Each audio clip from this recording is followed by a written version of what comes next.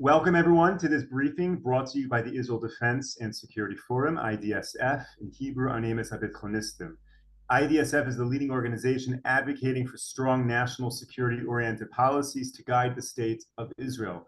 We are a movement of more than 20,000 people here in Israel, including many reserve officers and operators from all branches of the Israel Defense establishment. Thank you so much to all of our viewers and supporters for tuning into this briefing, as well as our previous briefings. It is so important to us to be able to share these updates from Israel with you. We were hoping to bring to you a report from the northern border, but because of conditions on the ground here, we're going to have to hold off on that.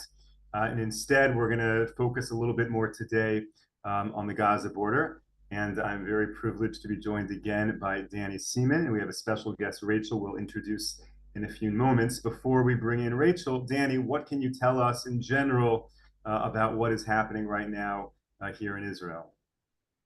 Well, as we spoke earlier, I feel like I'm the relief pitcher who's come in for Amir, who's on his way to the United States right now. As usual, a lot is going on here. We have several issues. I give it more as a mosaic of things happening, because as the days move forward, we see it's not only in Israel. And this is a much broader issue happening here, that we're just one element of it. And people have to understand this, that this is a major war going on. Israel is one element, but it's all the tentacles of Iran involved in this. So here in Israel, we have, in the Gaza Strip, we have continued motion of the IDF. By the way, a British commander yesterday mentioned that what the IDF is doing, and I think Amir said this yesterday, is unparalleled to any combat conducted in the world. Even the United States in Mosul didn't have this extent of battles underground and destroying terrorist operations as Israel is happening. And the success rate of the IDF right now, keeping both our own casualties down and also civilian casualties on the other side, is unprecedented. So it's a very good maneuver on the part of the IDF. From what I understand from the Prime Minister, actually listening to him the other day, the Prime Minister mentioned that the success here was basically part of an outstanding maneuver on part of the battalion commander that they don't want to elaborate on right now, but he did something there that completely surprised the enemy, and but will probably obviously be heard about later on. So Israel continued with its movement and is undermining and is tearing apart the last bastions of Hamas in the Gaza. At the same time, there's talks going on in Egypt right now with Qatar and Israel. Washington is involved as well, trying to release the hostages.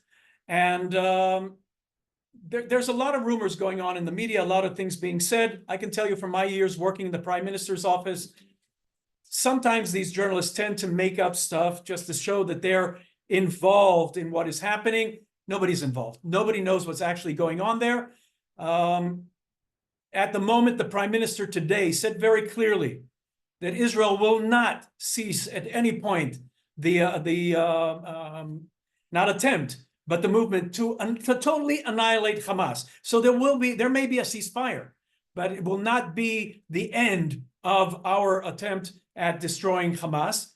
And at the same time, he also said we will not be releasing prisoners with blood on their hands. So I tend to trust the Prime Minister in this, but I can also say something else on this from my years of experience.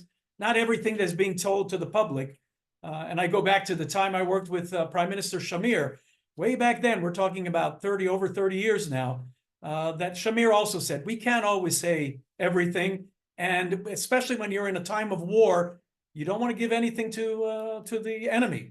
So I would take everything with a pinch of salt and wait for things to be announced officially. Up until then, everything is speculation.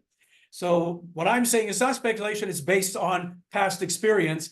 So all these things you're hearing in the news, I would really not trust it at the moment and wait till the final things come out. It doesn't mean that the public, and we'll be discussing this in a few moments with our guests, it doesn't mean that the public can't take action, because there are major things going on here that need to be addressed, and the world needs to understand how the Israeli public feel about these things, because at the end of the day, we're the ones who pay the consequences of what is going on. Israel is continuing its battle with Hamas in Judea and Samaria, in the areas under the Palestinian Authority. They are being harbored by the Palestinian Authority in Judea and Samaria. Last night, there was a major event in Jenin. I'm sure many of you have seen the images coming out that are similar and evoke images from Fauda, the series, which a lot of you watch. I don't like the series. I don't watch it. But apparently, it's given a lot of publicity to Israel. And yesterday, the reality outdid anything that the Hollywood version can do. And there was an incident of capturing 3 Hamas terrorists who've taken refuge in a hospital in Jenin, very similar to what we hear in Gaza going on all the time. But these terrorists were taking refuge in the hospital, planning a October 7th type attack against Israelis along the Green Line, as they call it, with Judea and Samaria. So the IDF was able to thwart that yesterday with getting intelligence and taking immediate action and taking out these terrorists there. There was incidents involving the United States with Iran that I'm sure we're all aware of. Though the Iranians are cleaning their hands from all this, listen, they're playing games with us. They are the ones who fund Hezbollah, they fund Hamas, they fund these Iraqi cronies, they fund the Houthis. They're behind it all. We shouldn't give them a pass because they're saying, oh, no, it's not us. But they're funding these groups. They're training these groups. From the Hamas operatives, terrorists that we took captive, they told us exactly that in their preparation for the October 7th assault on Israel, they were trained in Iran by Iranians. So there should be no surprise about this right now. And hopefully the United States will understand that there's no appeasing them. And there's no, they have to take strict and determined action to stop it now before they get encouraged to continue with their battles. So that's more or less what has been going on in the past 24 hours and issues that we've been addressing and dealing with. Again, it's just a fine touch on a few of the issues. Danny, thank you so much for that. I want to ask you a hard question. You know, you mentioned so many different facets of this war. I spent most of today in Judea and Samaria in the world of training with these emergency response squads. So when you're living in that world, you think, wow, this is really the next great front. But then, of course, we're still fighting in Gaza. There's activity up north. There's Iran. So what do you think right now, today, this day of the war, is the greatest threat to Israel? Well, it's obvious the threat is one, Iran. Iran is a threat. They don't hide it. Their cronies, such as Hamas, have said for years. And by the way, it's not only Hamas. The Palestinian Authority that they're trying to impose upon us right now by telling us that the day after they should be the ones responsible for Gaza, they're identifying completely with Hamas, and they're part of it. So I would say there are 2 threats. The physical threat is Iran and its cronies, but the real threat is that if we don't take care of them, if we don't annihilate them, if we don't leave them, because they're already celebrating October 7th is some great day in the annals of Islamic history. We have to make it so that they regret the day that they launched this assault against Israel. And if we don't do that, it's not going to end with Israel. We're the closest to them. It's a jihadist movement against the West. They're not hiding it. I saw this video this week from what's happening in Texas, that there was a jihadist from Azerbaijan, I believe, that was a terrorist that is known. He's crossing the border into the United States. All I can say is to the people here listening to us from Europe or from the United States, don't make the mistake that Israel did. Listen to what they're saying. Don't try to appease them, and don't try to apply our value system on them, that only if we do this, they're being very clear of what they want to do. And now they're penetrating the United States. And after Israel, and they don't have to wait till after the battle here, because we're talking about a population of over 1 billion. And there's several hundreds of millions of jihadists who see their goal right now taking out the West. So we have to address these issues and understand. So just to wrap it up, Iran is the physical threat, the ideological threat, and for Israel in particular, we have to annihilate Hamas. No 2 ways about it, no appeasement. I want to press on this point before we bring in Rachel, because I think it's super critical. So if Iran is the biggest threat, what are we doing to prepare for Iran? Meaning, when you look at Judea and Samaria, again, very simple. We're worried about a local population threat, so the emergency response teams are preparing. Gaza border, we're fighting Hamas, and we have units down there fighting. The Lebanon border, we're fortifying. What are we doing? If Iran is the greatest threat, what is the state of Israel doing to prepare for that?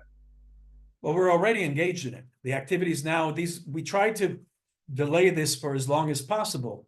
And while we were delaying and talking about the threat that Iran poses, Iran was funding Hamas. And by the way, through Qatar. Qatar is not an innocent bystander either. They're also supportive. And I remember this from my days as the director of the government press op in Israel. They created Al Jazeera. And we know that the Muslim Brotherhood took over Al Jazeera, and completely because the government in Qatar is supportive of this. And when you're part of the Muslim Brotherhood, it's only one extremist goal, which is the world jihad. So we have to realize that they're the threat in this. And so with Iran, what we're doing is fighting right now Hamas, Hezbollah in South Lebanon. There are actions that the government has admitted to going on against the proxies of Iran that have moved in from Afghanistan, from Iraq. People that were trained by the Iranians moved into Syria because the regime in Syria are a minority Alawite, which are also partnered with the Shia, who are the Iranians. So it sounds complex, but it's very simple. They're all under the control of Iran. So there's Israeli activities at least admitted to by the Israeli government. And the prime minister did say last week that we have taken action in Iran recently. So we're also doing that. We have to be very careful because we don't want to, and anybody who knows history knows that it was always the concern of countries around the world not to have more than one front to deal with. So Israel is concentrating right now on the Hamas, and the major goal for Israel at the moment is concentrating on Hamas, finishing them, and then we can no longer stand by and allow these organizations to grow in strength and grow in numbers. And the international community is also going to have to address the threat coming not only to Israel, but to the Western world as well, emanating from Iran. Thank you. So we're joined by Rachel. And Rachel, I'm apologizing right now. I'm going to butcher your last name. Rachel. Oh, they made a mistake in my last name right now. Never mind. So Rachel Touitou, because I'm French. Touitou, there you go. Okay. Touitou, okay. Touitou is good. Yeah. Rachel Touitou. So Rachel, thank the you. I is missing. I just noticed. Okay. Okay. We got your name wrong. Apologies. A double apology on that. And thank you for having me. It's our great pleasure. So here in Israel, of course, it's so important not just that military officials and generals and colonels are involved in this war effort, but it affects the people of Israel. And when the people of Israel stand up and act, it is so important. And so you're doing that. Danny, why don't you take over here? I'll listen in on a conversation between the two of you on the really important stuff that Rachel is doing. I'm more than happy to. So people know that Rachel and I had the wonderful opportunity of working together a few years ago in other projects. So when I heard her on the radio this week, down in near the Gaza Strip in Kerem Shalom, where Israeli citizens are gathering right now. And you know what? I'll just leave it to you, Rachel, when you spoke about it earlier. When we were discussing what to talk about, you explained it much better than I could. So please go ahead and tell the viewers here what you're dealing with today. Okay, so I'll be happy to. First of all, like you said, this war is we are all involved in this war. I mean, the civilians are an active part of that war, not just about because we have our soldiers, which are our husbands and our sons and our brothers and our cousins. We are all at war, and we feel this war on all kind of scale. So basically, I today come in front of you as part of the Tzav 9, Tzav 9, which is a reference to the Tzav 8, which is the call-up for duty that reserved military soldiers get when they are called up for war. And the Tzav 9 in Israel. You have to stress that Tzav 8 is in America. I'm not sure it's Tzav 8. It must be something else for sure. But in Israel, Tzav 8 is really the call up for duty. And we named ourselves this grassroots movement. And in a few minutes, I'll explain in detail a little bit more after that, because this is our reserve duty as civilians. So yeah, this movement is a very new one. It started 10 days ago. We're still in the making. The specificity about this movement is that it's not a right wing, left wing, it's an Israeli wing movement. And it makes us our strength, because when we are united, we always like to say it these days, but it's true. When we are united, we are invincible. And this is the real feeling that we get when we are there in Kerem Shalom. So what would you like to know? Well, why are you in Kerem Shalom? What's happening there that brought, and just so people understand geographically, it's the furthest point away from Israel along the border with the Gaza Strip. It's the furthest south point. And what is happening there at the moment? So basically, each day we go there because Israel is passing humanitarian aid. And when I'm saying humanitarian aid, it's more than 100 convoys and trucks signed up and packed up by UNRA, the same organization who is involved in the massacres of the 7th of October. I call it the Hamas branch of the UN because this is what it is. For those who are watching who haven't heard yet, or haven't been caught up with the news, UNRWA, which is the United Nations Refugee Service specifically for Palestinians.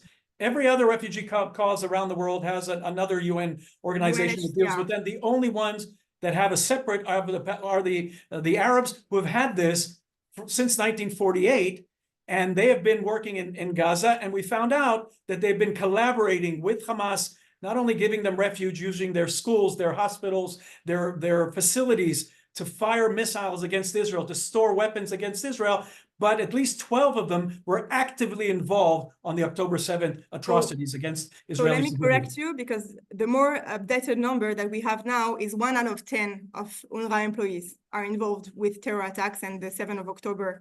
12 have been, I'm sorry, 12 have been apprehended by Israel. Yes. Yes. Yeah. So basically, this is something that Israel has known for a long time, and we've been dealing with UNRWA and the fact that it's kind of a discrepancy with the right course of history. You have had a long history, a lot of refugees. Everybody has been a refugee, especially Jews, by the way.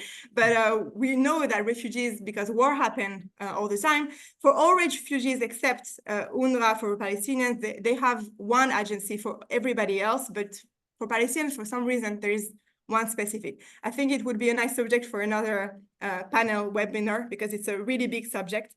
But to go back to our subject, so basically this is aid that goes directly to the hands of Hamas.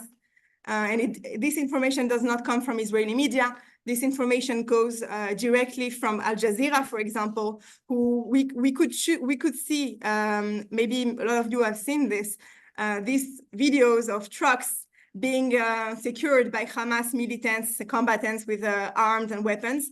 So what they do is easy. They go to inspection because Israel asked, and we pressured, by the way, the civilians. We put pressure on our government to ask and require that these trucks would be, of course, checked by us. So they are brought up. Let me just add here that the aid going in was part of a previous agreement when they freed the several dozen of our hostages. Was back in December. Israel agreed that this would go into the civilians there. And what happened was, since it's going in that location, we're still under the Hamas control, they immediately took over this. And part of the agreement with UNRWA, Israel, again, UNRWA and Hamas. Exactly. And part of the agreement was that they would make sure that it goes to the population and not to, amongst other things that they promised us, such as information about the other hostages that we never received, and medical aid that was given just a few weeks ago that was never transferred to the Israeli. So all these things are happening in total violation of the agreements that have already been agreed upon with Israel. Right. And moreover, since they get this aid to their hands, they resell it to Palestinians in Gaza at the higher price. They keep it for themselves, of course, for their soldiers. And with the fuel that we said we would not pass, but we caved into international pressure,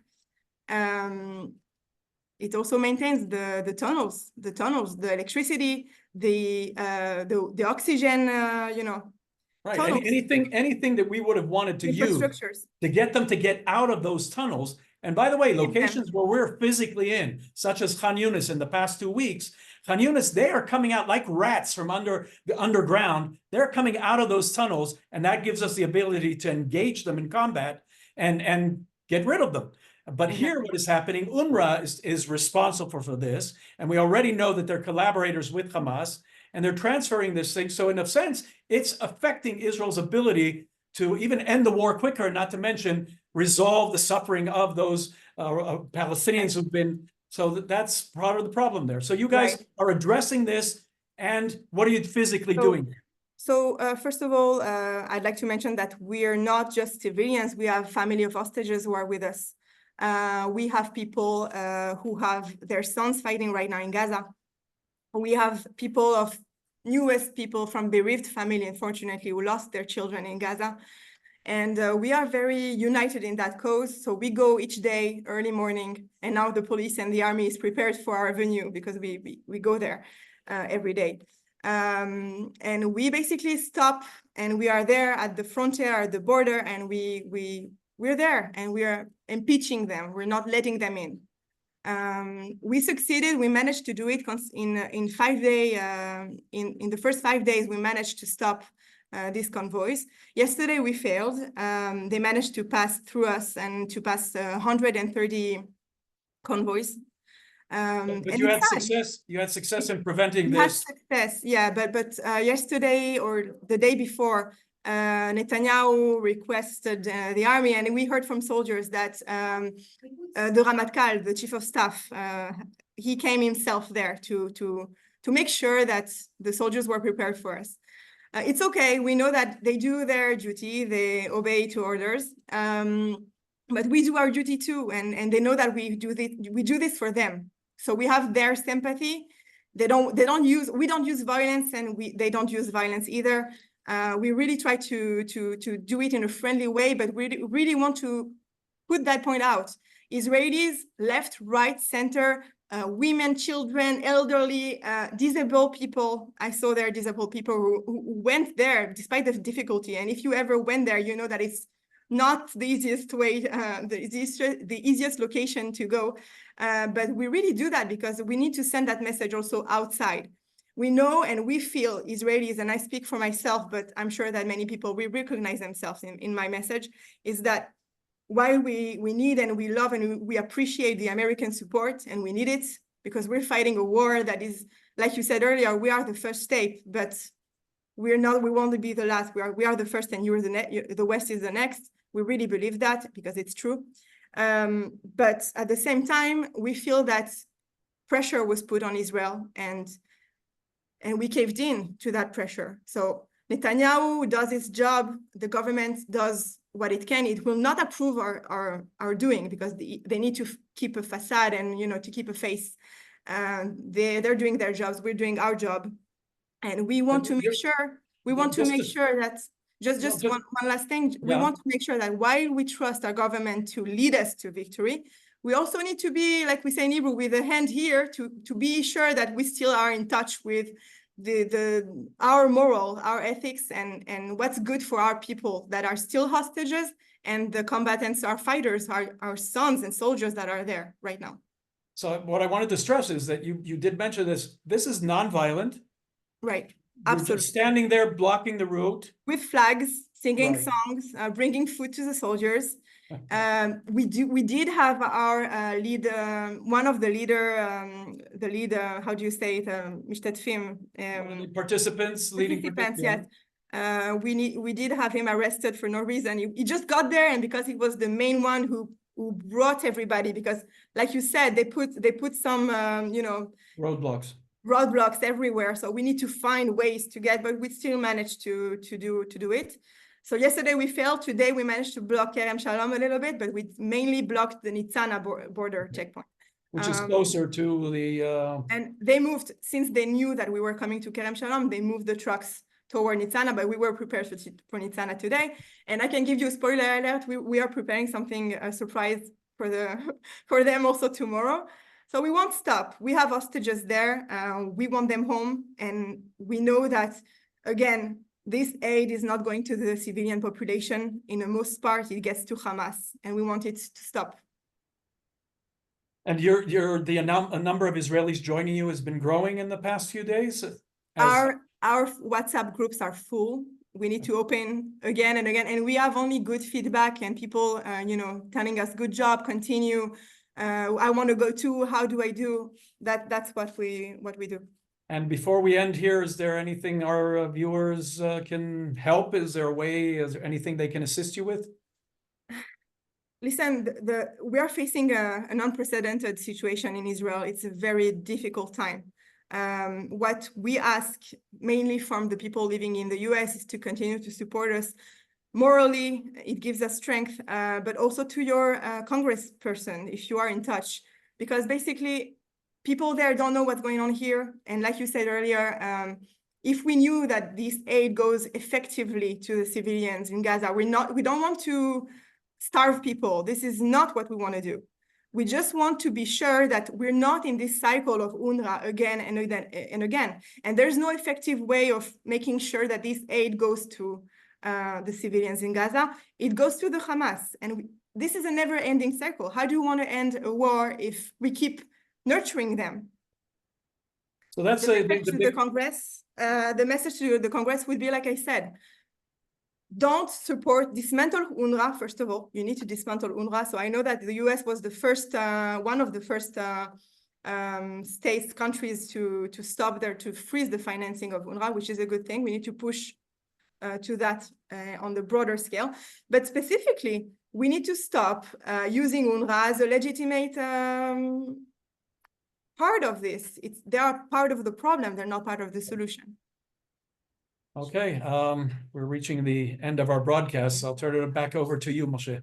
Danny and Rachel, really thank you so much for this.